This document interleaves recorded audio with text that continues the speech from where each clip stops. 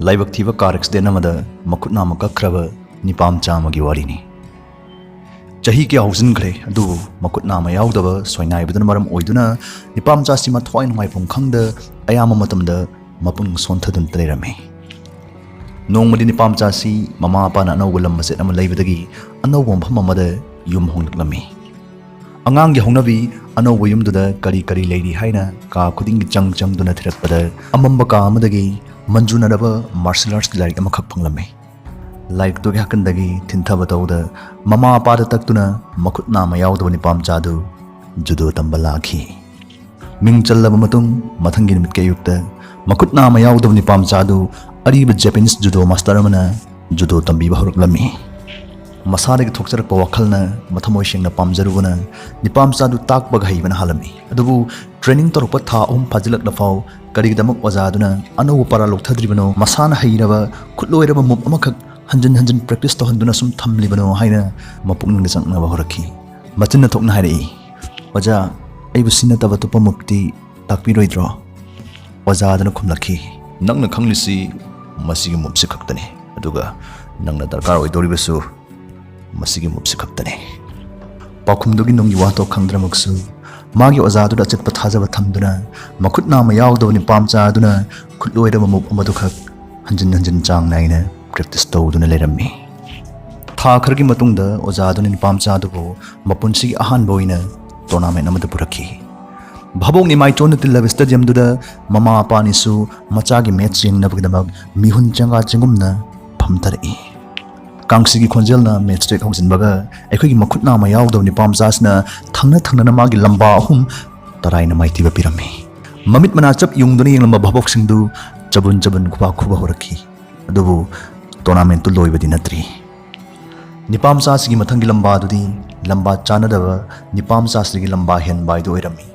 वांग चाव कनबा हेनबना निपाम चादुबु लाक्चना तौ होरखी ताथीना तौंगलपदगी रेफरीदुना निपाम चादुबु सोखिदरा पाखतुना मतम लोइद्रिङै टाइम आउट लाउथोक्तुना मैच तु मतंगदुदा लोइसिनबा इंगित हेक तौरपगा अंगांगदुगी ओजादु चेंसिलक्तुना रेफरीदुदा नते मैच मखा चथबियो हंगांगसमता सानहनबियो असुमना मैच तु अमुक हन मखा चथरई लंबादुना तौफम थोक्तबा सोइबा म तौदुना मसांगाक थोकनबा फिरैदु मिकुप अमदंग कोमथोक्लुबदा निपाम चादुना खोंगलै थुना लेसिलक्तुना मागी हैनाबी मागी खुचाबी मुप्तु सिजनदुना चुंग फिरान चाबा कनबा हेलबा निपादुबु लैमाइदा लोंना हुंथादुना मैच तु सुमाइ पाखी असुमना अयिंगबा भाबोकसिंगि थमोइ जोइ तौबुदनतना टूर्नामेंट की चैंपियन सु ओइखी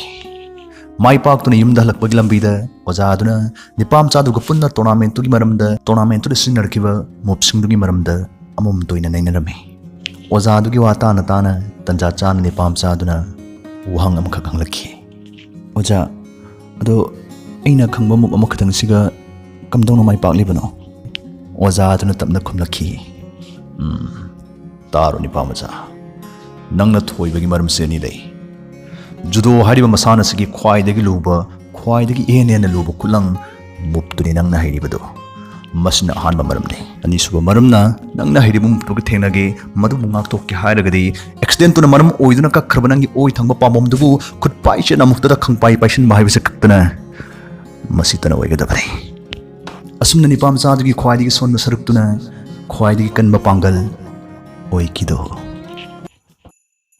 मसा मसागी थुदोकपा सिनफम अमम पाइनरबा अंगांग ओइरिङैगी मरुप खरा नोंगा मखोइगी हल ओइरबा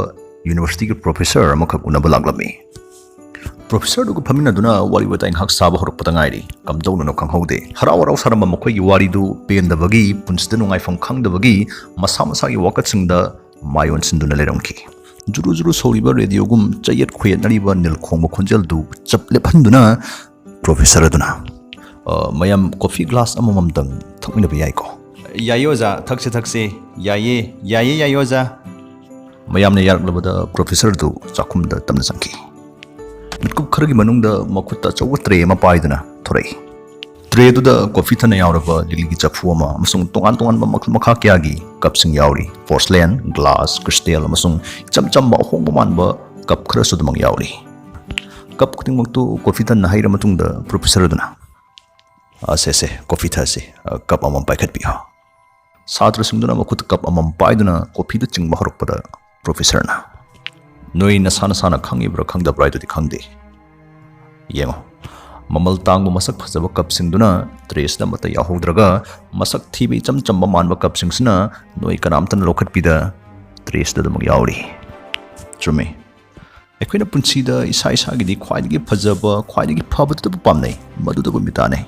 Adu masne ekwigi punsida thoning da bagya thorak na bagi ekwai ngahak laita wakal charang hanabagi maramsu oi haibismadi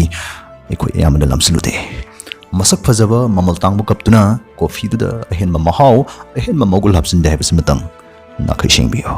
na koi khudi mang na thakba pamni basi coffee duni kap tu mak tinate adu na koi na phajaba atangbu kap tu phanghong na ba pai ho na ba lang na ba da na kuching du singli fau thoi sumna mutang khan badam biyo coffee duna ikhoi gi punsi sini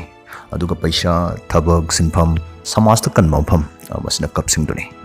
makhoi simakti punsi bu hapsin duna yurak tan basina ba kulai singni apabo kulai khanbadi fai adubu season na bahai roi da kulai khanbadi madudi fatte thawai mang bugi masakne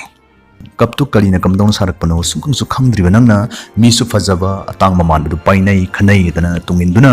mitau tamduna ta paikhat badi fatte sel na leibe yadaba nungai bus leiram le khangna phangbadi ngamda lena bagi masakne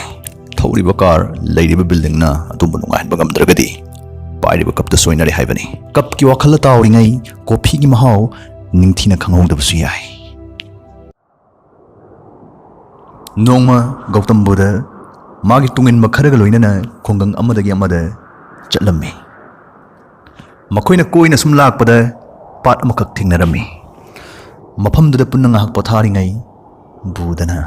ai ising khorang mani saji khogang nare nakhoi kanano ma chatlaga uriba pachdagi ising khoya matang pubiro pakhon lak libni paduna chaphugi patra ma paiduna ising shoke kumtharubada kunja kayana patuda phiju phijam batausilambadu uramme talaktuda lawuktagi karakpada ngariba manba san pawad amasu leikhom leinang itei iteina ising kumthara ame leinang tara ising duda munna yengduna mapukning da khalli asuknai ising sibu aina igi bungoda kamdawna pithakane Nipadu ising shoktana patra hang halaktuna tapna hairai mapui bungo ising du yamne hawi madu thakpada pharoi khanbadagi ai ising du pujaraktre budana fare dudi ekhoi punno khasda mitku amatang potha khisi laklo mayam pungkhai mukki matungda budana ngasagi nipadu amuksu patu satuna thakna bising khara pubiraknawa hairammi thinthaba tawda nipadu chaphugi patra du paiduna पातु the लागलामी हदक मुक्ति तरंग तरंग थोक लिबन मिट की मंगादा लिक लिक लंगबा तरु तरु wishing तना पातु द संदोक लिबदु निपादुना मेक शेंग नु उरमे